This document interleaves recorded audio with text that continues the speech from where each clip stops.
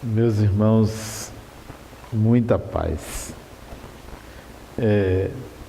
Eu sempre me questionei por que a mensagem cristã não tinha o êxito que sempre esperamos.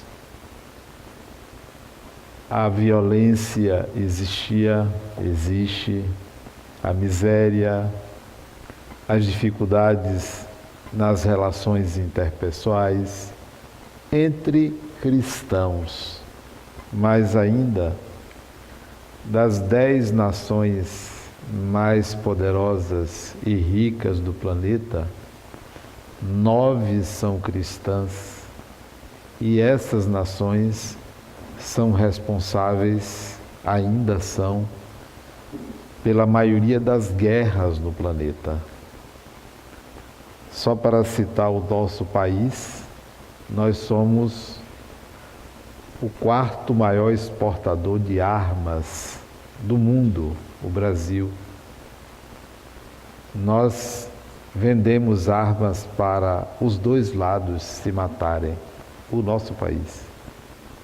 E os 3 maiores também são cristãos.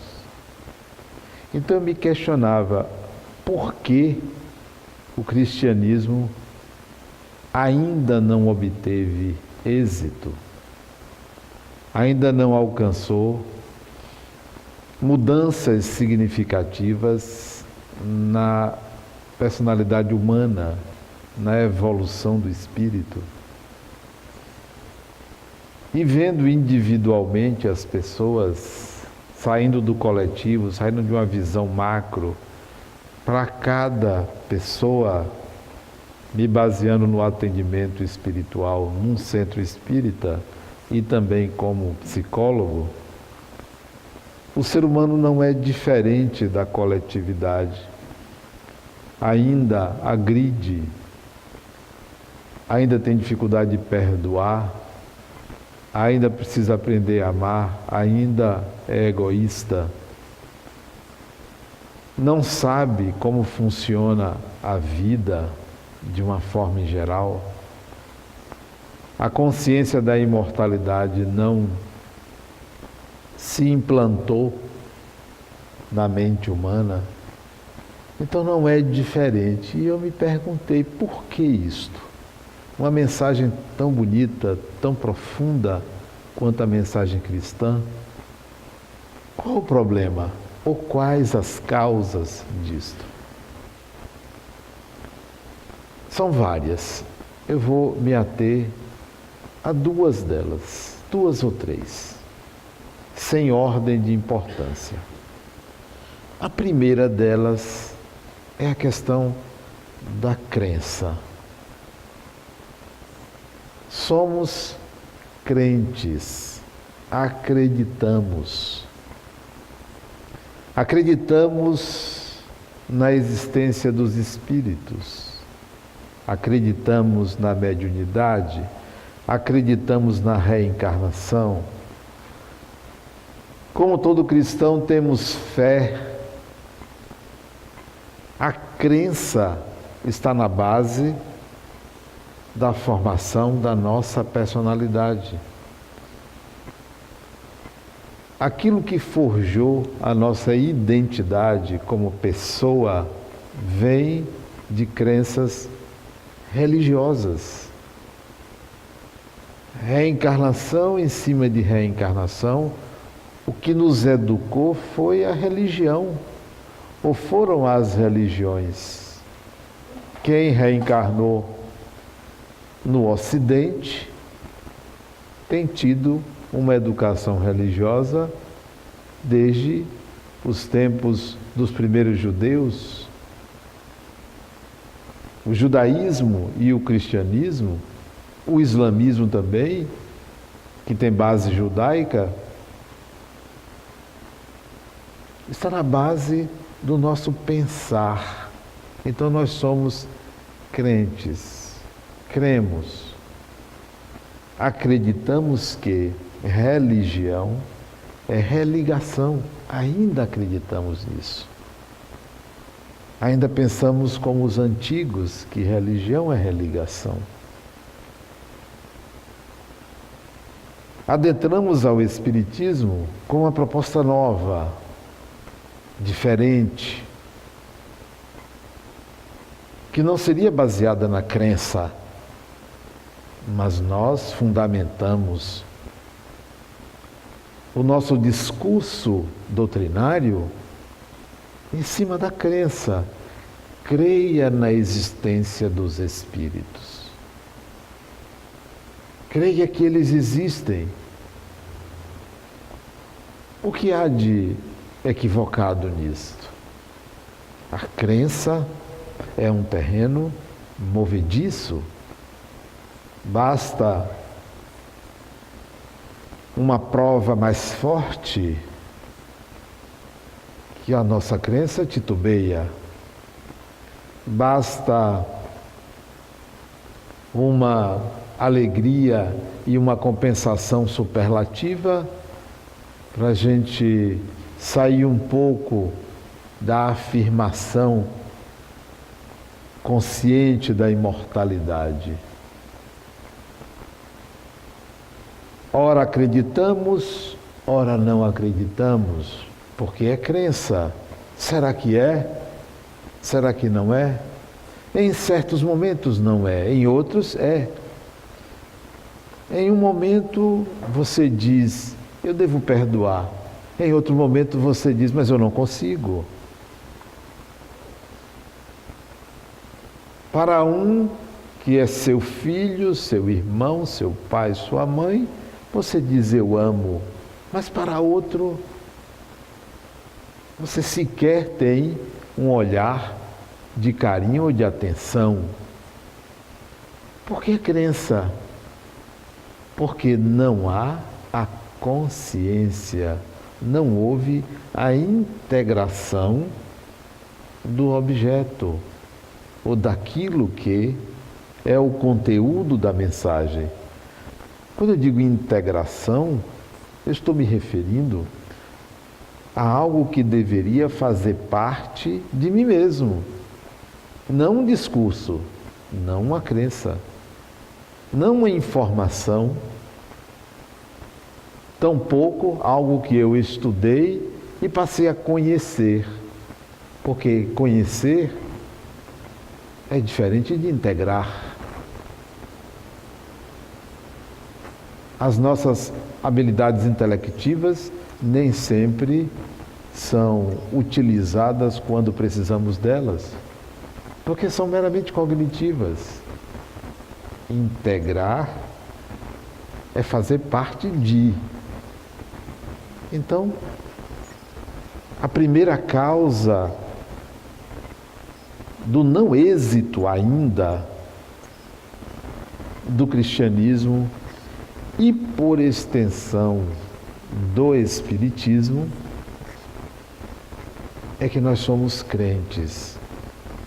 Não avançamos para um outro estágio.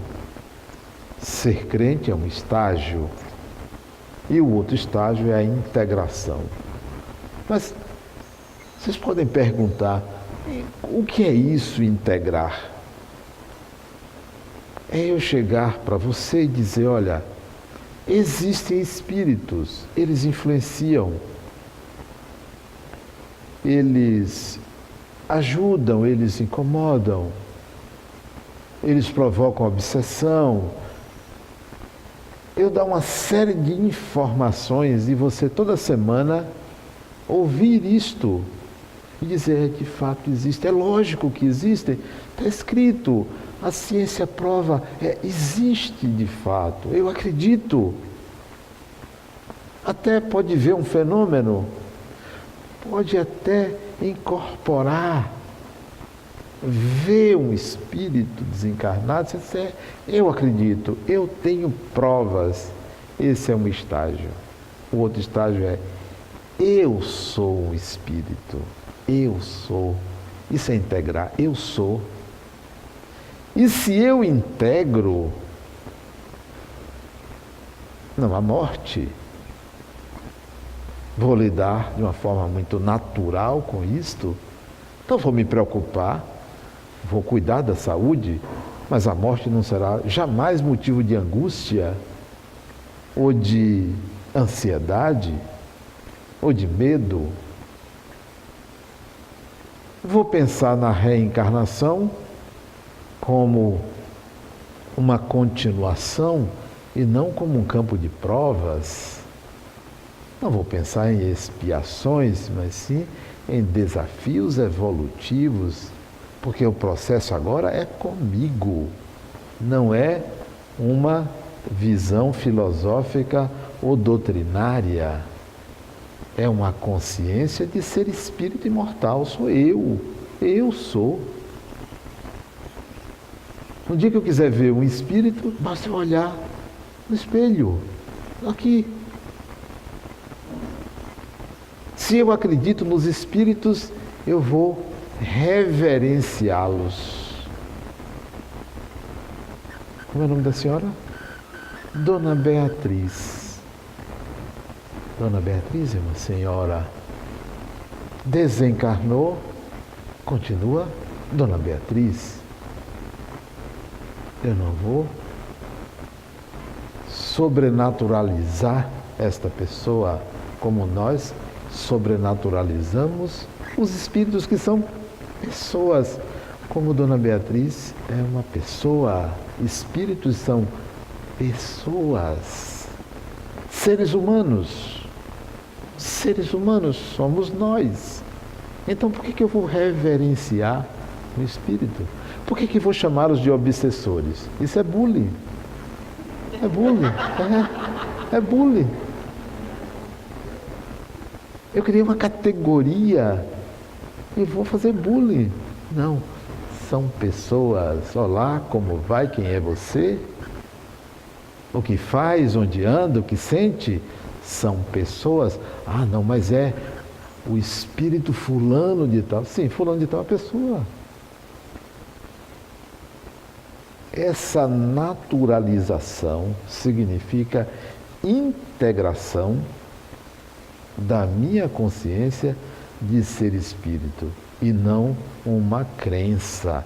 A crença foi base, foi estágio inicial para uma consciência de ser espírito. Então, se vocês me perguntarem, Adenauer, você acredita na existência dos espíritos? O que eu vou dizer? Muito mais do que isto. Eu sou um espírito, você é. Sim, da grande coisa. Vou naturalizar. Então, nós precisamos, cristãos ou não, ultrapassar o estágio da crença para a consciência, que significa a integração do que é meu discurso. É comigo. Sou eu agora que preciso ser trabalhado, ser doutrinado, ser orientado. Então, essa é a primeira causa. A segunda causa, mais complexa. Eu me formei em filosofia antes de me formar em psicologia. Aliás, me formei também em engenharia. Trabalhei como engenheiro 17 anos. Depois me formei em filosofia, fui professor de filosofia e depois me encontrei na psicologia. Sou psicólogo há 23 anos.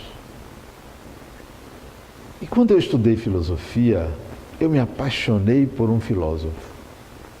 Sabe aquela paixão imediata por um filósofo maldito, mal visto, execrado. E não foi por isso que eu me apaixonei pelo que ele dizia.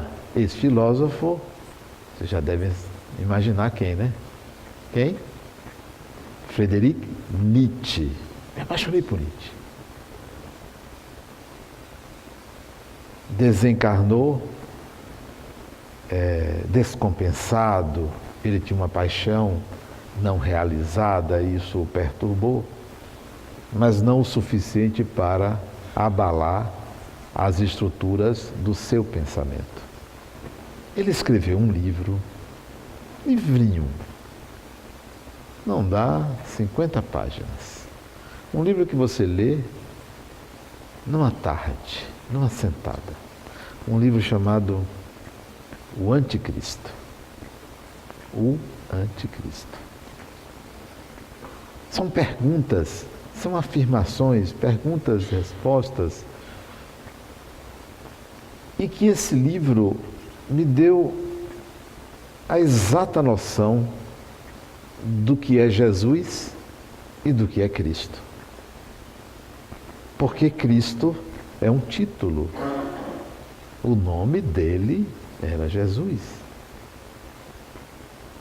E, pasme, Jesus não era cristão. Interessante, né?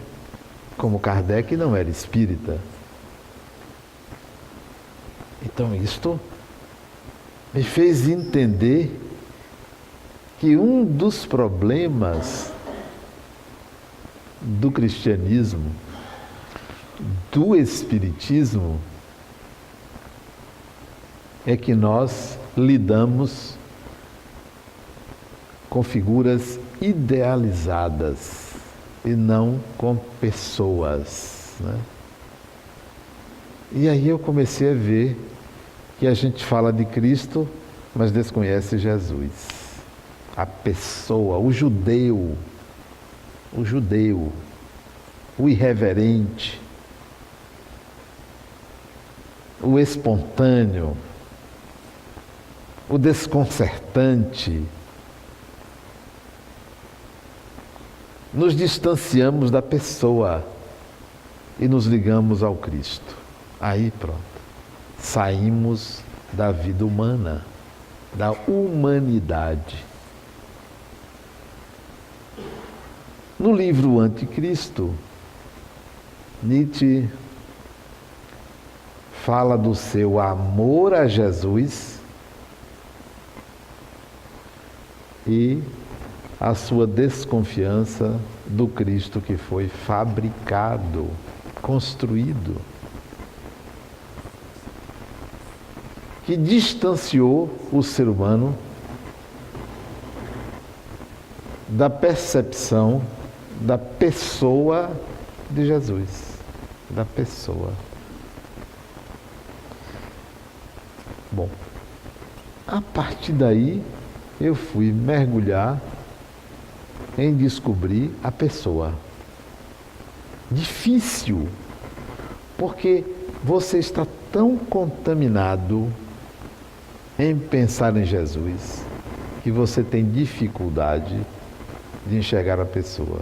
Você começa a achar que você é um herege. Opa, não, eu não posso fazer isso. Não é.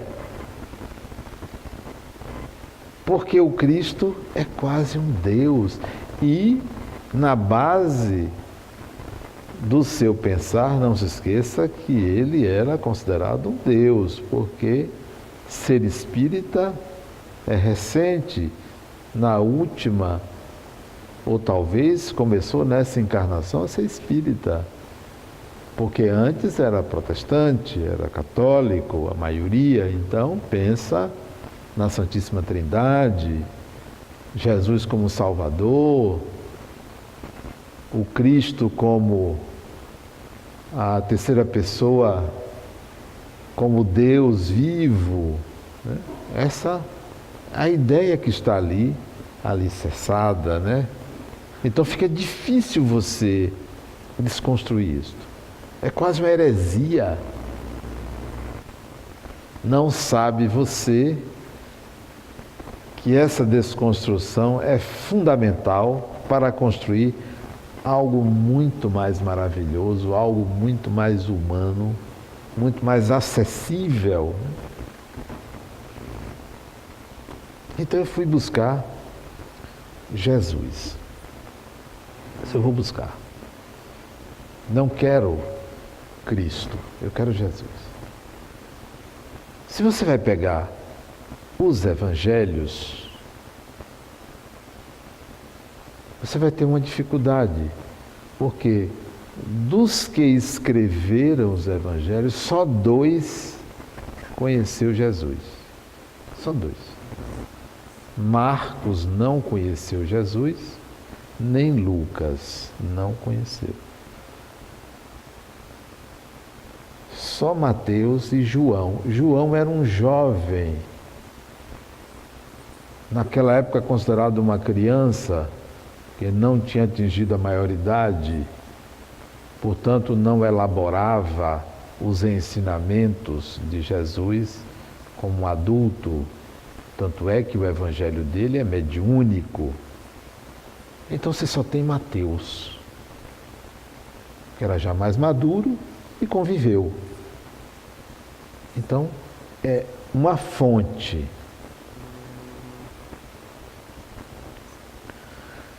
O Cristo foi uma denominação posterior dada por Lucas, por quem não o conheceu. Se você vai buscar Jesus, ele tinha uma personalidade muito forte, era um indivíduo autodeterminado, uma pessoa que não aceitava regras de ninguém. Jesus, o Cristo que foi construído, é maravilhoso, é bondoso, é tolerante. Jesus era um judeu, não aceitava a mulher, não aceitava de forma nenhuma a mulher, discriminava. Que tal? O Cristo não discrimina ninguém, mas Jesus discriminava. Não sei se vocês já leram uma parte do Evangelho de Mateus, chamado A Mulher Sirofenícia. Nunca viram? Quando chegar em casa ou na internet, procure A Mulher Sirofenícia. Olha o que essa mulher faz. Vocês sabem como é mulher, né? Olha o que ela faz. Sirofenícia quer dizer, ela não era judia. Ela vai atrás de Jesus. Os apóstolos não deixavam, porque cercavam ele, protegiam ele. Como todo superstar, não tem uma trupe que evita, deixa, segura. Jesus tinha. Parece brincadeira, mas era assim. Se você lê o Evangelho com um olhar diferente do Cristo, você vai perceber isto. Literalmente. Pois bem, ela vai atrás dele, querendo falar com ele, mas os apóstolos não deixam, afastam ela. Ela aí passa a gritar, chamando por ele. E ele evita ela. Ele evita. Até que ela se aproxima mais dele e dá uma lição nele. Dá uma lição nele. É a única pessoa no Evangelho que dá uma lição em Jesus, que inverte o lugar. Ela diz assim: Senhor, eu quero falar com você. Sabe o que ele diz a ela? Não, eu só vim para as ovelhas perdidas da casa de Israel. Eu só vim para os judeus. Jesus. O Cristo não. O Cristo é para todo mundo. Mas Jesus dizia, eu só atendo judeu. Porque ele é judeu. Se considerava uma raça superior. Sabe o que ela disse a ele? Se aproxima mais e diz, Senhor, se um pai dá comida aos filhos, os farelos caem no chão, os porcos não comem? Aí ele viu a sabedoria dela. O que quer dizer essa fala dela? É assim: tudo bem, dê o melhor aos judeus, me dê migalhas, eu aceito. Me dê alguma coisa, me atenda. Você não precisa me dar tudo. Então, ele percebe que ela deu, numa linguagem mais popular, 1-0 nele. Aí disse assim: mulher, grande é tua fé. Grande é tua fé, coisa nenhuma. Grande é tua sabedoria. Porque ela mostrou a ele que ele estava errado. Aí ele atendeu ela. Aí ele conversou com ela. Porque, primeiro, mulher não tinha vez. Ele não chamou de uma mulher. Pelo menos quando encarnado. Desencarnado, a primeira pessoa que ele apareceu foi uma mulher. Segundo, ela não era judia, mas ela deu uma lição dele. Jesus era esse ser humano que ouvia, que atendia, que dialogava, que não estava sempre doutrinando, que não ligou para a mãe dele. Tanto é que a entronização de Maria como mãe de Jesus e mãe santíssima foi muito posterior. A igreja só veio colocar no segundo milênio, só deu importância a Maria no segundo milênio, que não teve importância nenhuma na obra do Filho, nenhuma. Depois que ele desencarnou, ela foi nos arredores de Antioquia e fundou uma igreja depois, mas a época dele encarnado, não. Jesus era uma pessoa, como Dona Dona Beatriz é uma pessoa. A diferença é a evolução de um e de outro, claro. Mas nós divinizamos Jesus, transformando ele num Cristo, num semideus, distanciando ele do humano. Então, como é que você vai conseguir seguir, praticar algo, alguém, ou a fala de alguém que é quase um Deus? Você vai se recolher à sua insignificância. Mas se você olhar o humano Jesus, você diz: não, eu também posso.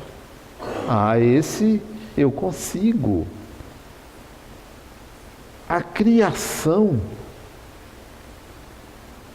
do Cristo nos distanciou da possibilidade de uma vivência da mensagem que ele trouxe, uma vivência natural. Vou dar um exemplo. Dona Beatriz, me permite? Desculpe. Dona Beatriz, se eu disser assim, que está escrito que a senhora deve amar, como é seu nome? Marise. A senhora tem que amar Marise. Está escrito, a senhora acredita que deve? Acredita nesse preceito? Acredita? Acredita. Se eu disser que a senhora tem que amar, a senhora consegue fazer isto? Agora? Agora. Não consegue. Sabe por que não consegue? Porque amar não é uma regra, é um processo. Bom, se Dona Marise lhe agredir até fisicamente, a senhora vai ficar com raiva dela? Vai, claro. Faz parte do ser humano. A senhora vai conseguir perdoá-la? Não vai. Sabe por quê? Eu vou adiantar. Porque perdoar não é um ato, é um processo. É um processo. O Cristo lhe obriga a amar. Como você não consegue, você se sente culpada. O Cristo lhe obriga a perdoar. Como você não consegue, você se sente culpada. Agora Jesus vai dizer: Beatriz, você vai conseguir amar Marise com o tempo, a partir de certas aproximações, vivências. Bom, está com raiva dela? Continue com sua raiva. Use essa raiva. Isso é Jesus. É natural, porque eu também tive raiva, Beatriz. Jesus vai dizer isso. Eu também tive raiva. Um dia eu me zanguei, numa linguagem baiana eu me retei. Secou a figueira. Isso aqui é figueira que não tinha nada a ver com isso. Seco, ele estava com tanta raiva que ele queria comer e não tinha figo. Ele secou com raiva, você veja. Se fosse uma mulher, poderia estar na TPM, que pode fazer isso. Mas o que eu quero dizer com isso? Que primeiro, não é nenhum demérito falar de Jesus desta forma. Não é nenhum demérito, não é uma forma de inferiorizar Jesus. É estabelecer uma diferença entre a pessoa e o que fizemos, o que criamos. Nós criamos algo muito grande, imenso, distante, improvável. Quando você descobre que perdoar é um processo, você entende por que você tem mágoa. Você entende, eu entendo. Deixar de ter mágoa é preciso você seguir etapas. São 5 etapas para você tirar uma mágoa. Tirar uma mágoa não é assim, não, eu sou espírita, não posso magoar, eu sou cristão, não posso magoar. A mágoa é resultado de uma mente, de uma psique, de uma consciência que ainda não se educou. E você pode se educar. Se você não se educar, você sempre vai ter mágoa. Pode perdoar uma pessoa, mas vai estar sempre com a predisposição para. Porque para perdoar, você precisa legitimar a sua raiva. Eu vou legitimar. Eu tenho direito a ter raiva. Para perdoar, você tem que ter empatia, que é a capacidade de sentir o que o outro sente ao lhe agredir. Para perdoar, você tem que ter amorosidade, que é o desejo de conexão profunda com o outro. Para perdoar, você tem que ter o desejo de estabelecer um contato com o outro para uma identificação com o outro. E para perdoar, você precisa dizer: em que medida eu mereço? Só me acontece o que eu preciso. A gente só tem o que merece. Nada acontece conosco que não mereçamos. Eu mereço. Eu posso não ser a causa direta, mas a divindade me ofereceu a experiência para que eu aprenda, para que eu cresça. Se você me agride, pior para você. Para mim, significa, Adenauer, alguma coisa você precisa aprender com isto. Da mesma maneira, se eu lhe faço o bem, bom para você, para mim talvez. Se eu lhe faço o bem, se eu construo uma creche, um centro espírita bom para a sociedade, para mim talvez. Por quê? Enquanto o mal que vem a mim é uma oportunidade de aprendizagem e crescimento, o bem que eu faço só me faz bem se eu integro a habilidade de fazer o bem.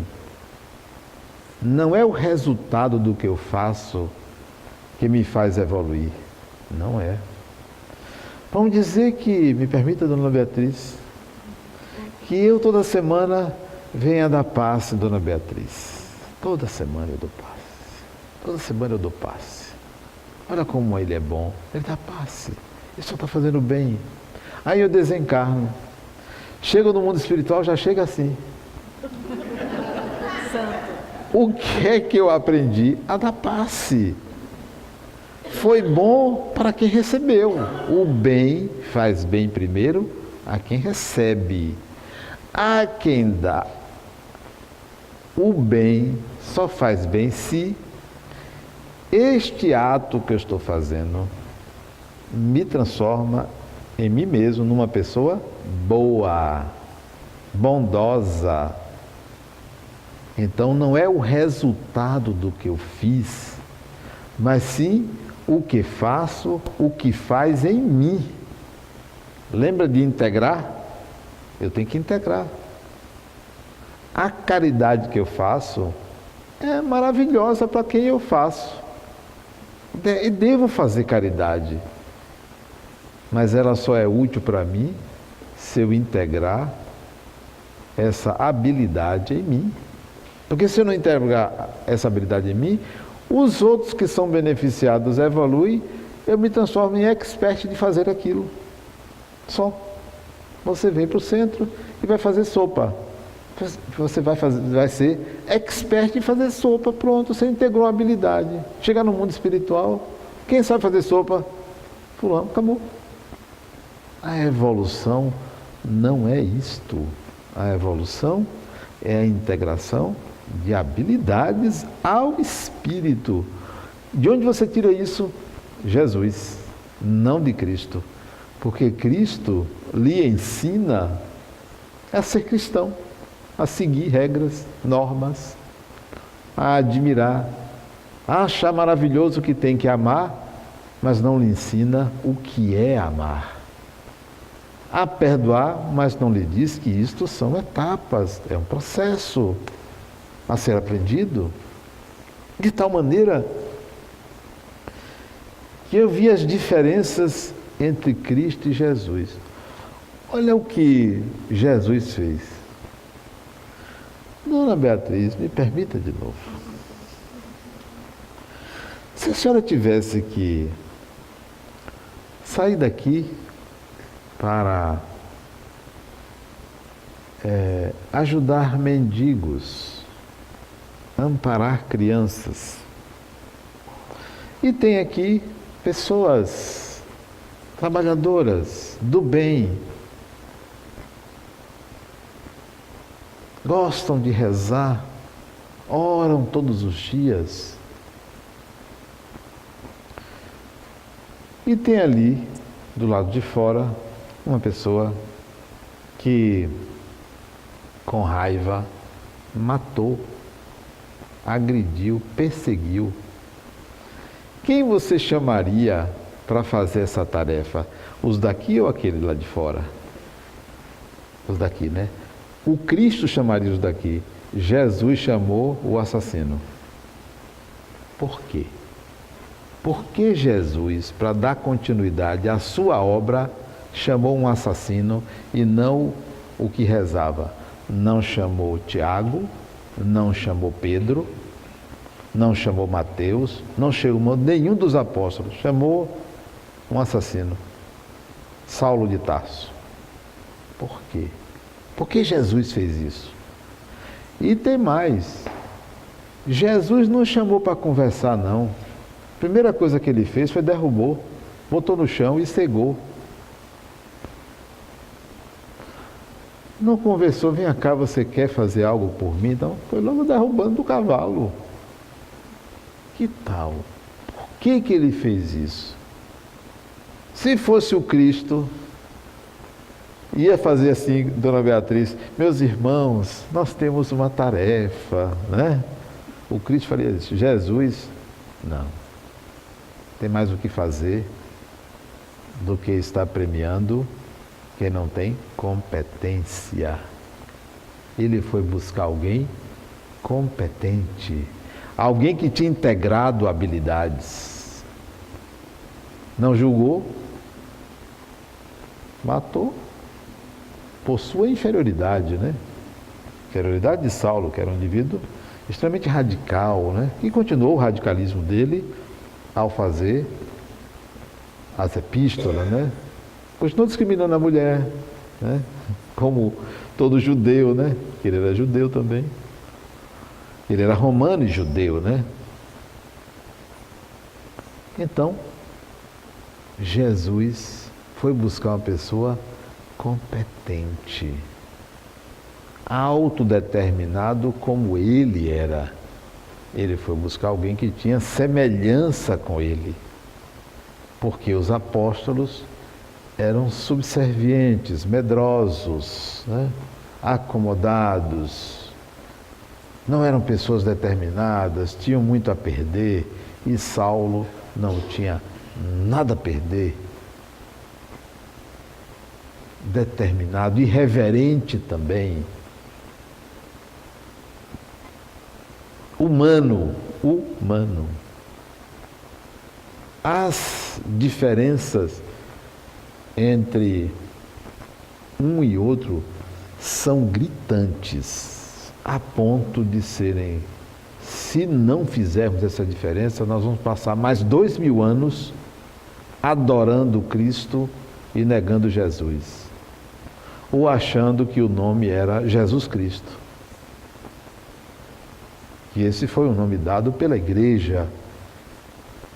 Ninguém naquela época tinha 2 nomes. Era fulano filho de, fulano filho de. Ninguém tinha 2 nomes. Adicionaram o sobrenome Cristo posteriormente. Só que quando adicionaram, nós adicionamos as características de Cristo a Jesus. Então, imagine, eu sou palestrante espírita, eu tenho 62 anos, sou palestrante há 41 anos. Desde os 20 anos eu falo. E está aqui minha esposa. Já teve gente perguntar a ela se em casa eu faço palestra.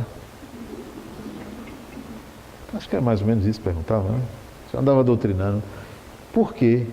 Porque não enxergam o homem, o ser humano que ela enxerga, enxergam o palestrante. Assim nós fizemos com Jesus. Deixamos o ser humano de lado e enxergamos, tem gente que vê um espírito puro. Que tal? O Cristo é um espírito puro, mas Jesus não. Jesus não. Ser humano. Pelo menos aquele que viveu entre os judeus. Aquele que se viesse hoje, não sei se seria brasileiro, não sei se seria alemão, americano, inglês, francês, asiático, japonês, chinês, talvez chinês, talvez. Andaria com lençol branco? Provavelmente não, seria anacrônico, talvez de calça jeans. Talvez usasse a internet. Naquele tempo não tinha internet. Faria diferente, claro. Mas nós, quando enxergamos o Cristo, pensamos que ainda estamos em Jerusalém. Não, nós estamos em Campinas, São Paulo, a maior metrópole da América Latina, com milhões de habitantes, chumbados ao solo do planeta. Não estamos mais em Jerusalém. Estamos diante de seres humanos, lidando com seres humanos, com suas tragédias, com seus limites, né? Exigindo que eles sejam iguais ao Cristo que nós fabricamos, não enxergando a pessoa, não enxergando o ser humano. Muitas atitudes nossas são consideradas pelos espíritos mais adiantados como inerentes ao humano. Já nós consideramos pecados, imperfeições,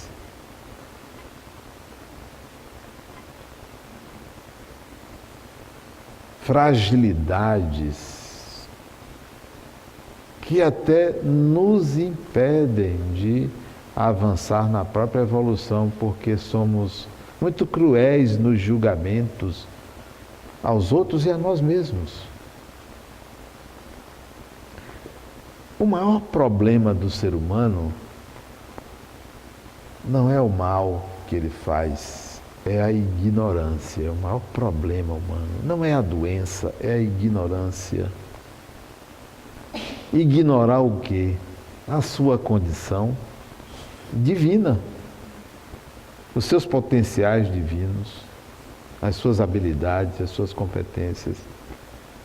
Nos comportamos como se fôssemos párias. Sabe o que é párias, né? indivíduos execráveis, doentes.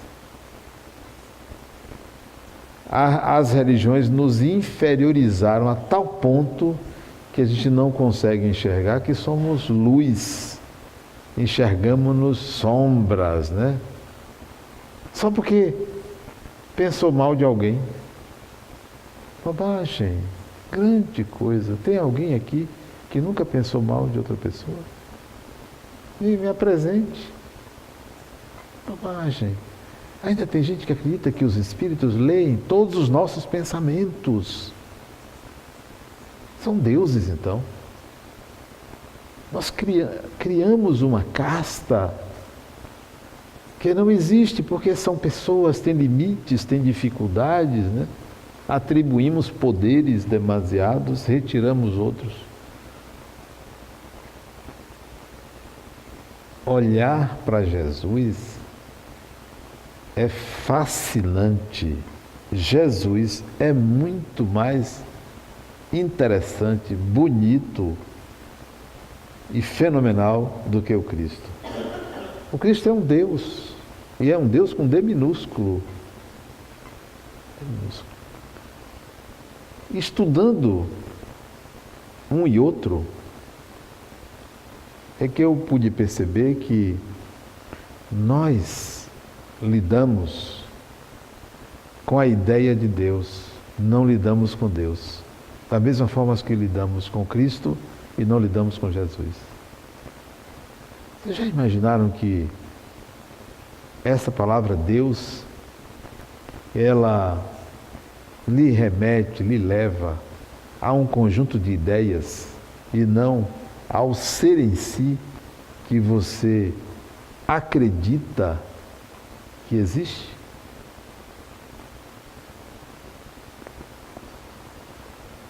Dona Beatriz, me pergunte se eu acredito em Deus.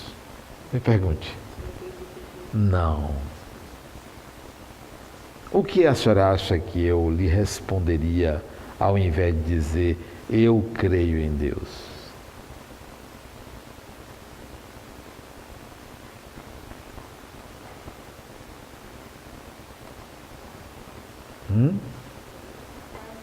Não, eu não sou uma parte de Deus. A pergunta é, o que a senhora acha que eu diria, além de dizer que eu não creio em Deus?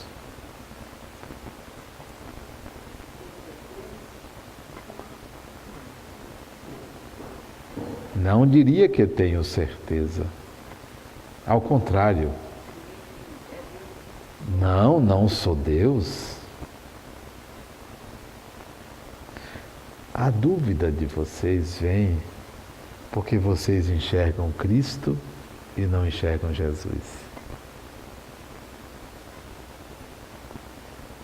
Eu não diria, eu digo, Beatriz, que eu não creio, eu sinto Deus. Eu sinto. O que é, não sei. Como é, não sei. Onde está, também não sei. Existência, também não sei. Eu sinto. Algo mais pessoal do que isso, não existe algo mais pessoal do que eu sinto. Não é uma questão de crença. Não é uma questão cognitiva. É um sentimento. É como uma mãe que sente amor pelo filho. Tem explicação isso? Tem palavras? Não. É um sentimento e acabou. O sentimento existe. O que é Deus? Não me pergunte que eu não sei. Entende? Essa é a diferença entre Cristo e Jesus. Cristo você descreve, você tem uma série de atributos, né? Jesus, uma pessoa, um ser humano, que curou uns 10. Todos voltaram a ter o mesmo problema. Sabe? E todos desencarnaram. Todo mundo morre. Até ele também. Mas o Cristo, a gente não admite que curasse e a pessoa voltasse a ter o mesmo problema. Está lá no Evangelho.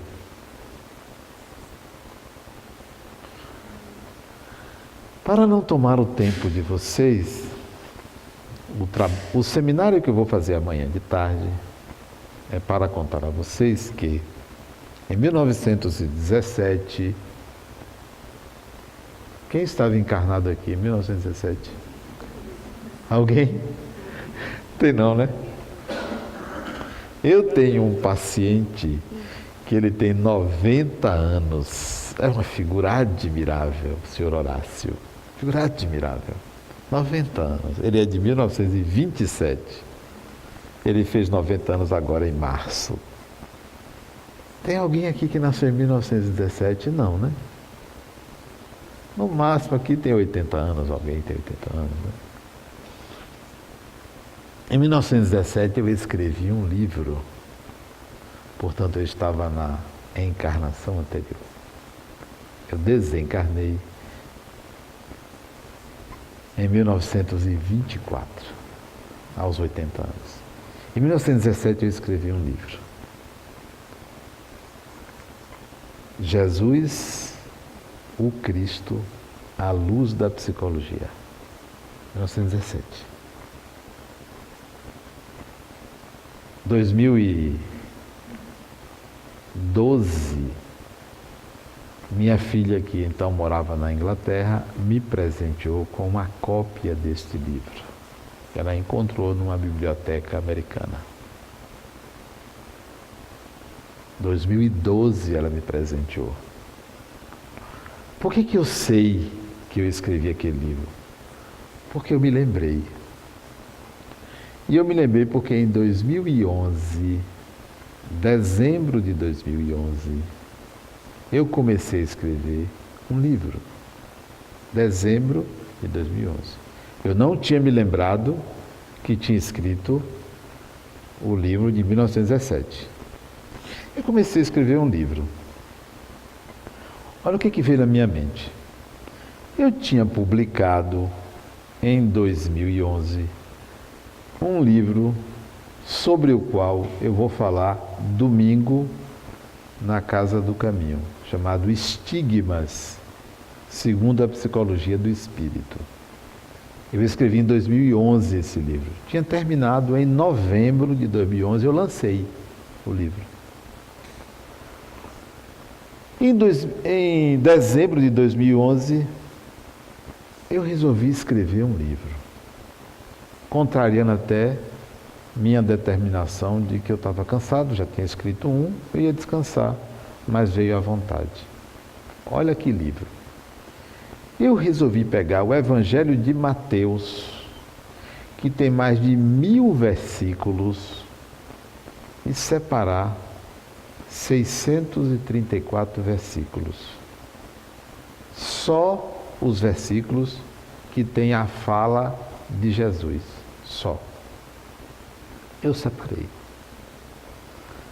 E resolvi comentar versículo por versículo. Eu comecei em dezembro de 2011. Comecei. E esses comentários resultaram em 7 livros. 7 livros sobre Jesus. Estão aí. 7 livros. Versículo por versículo eu comecei a comentar.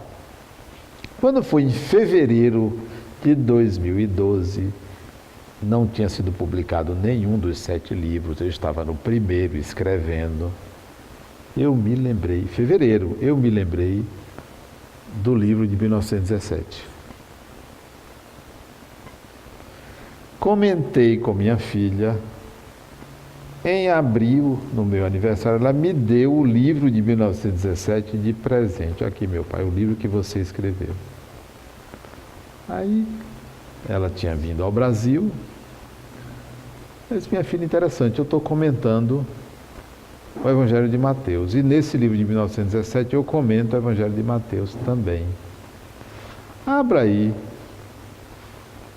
no comentário a Mateus 5, versículo 16, por exemplo. Abre aí. Eu vou ler aqui e você lê aí para ver se há diferença entre o que foi escrito em 1917 e o que está sendo escrito em 2012, abril de 2012. Sabem a diferença?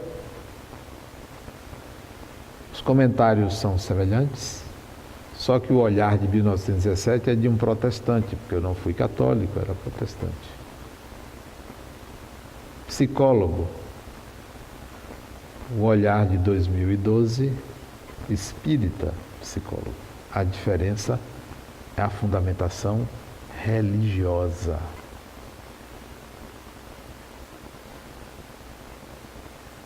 A partir de amanhã, 2 horas da tarde, eu vou comentar esses 7 livros. E vocês estão convidados a estarem presentes. Ok? Era isso hoje que eu queria falar. Resumindo, Jesus é muito mais grandioso do que o Cristo. Muita paz.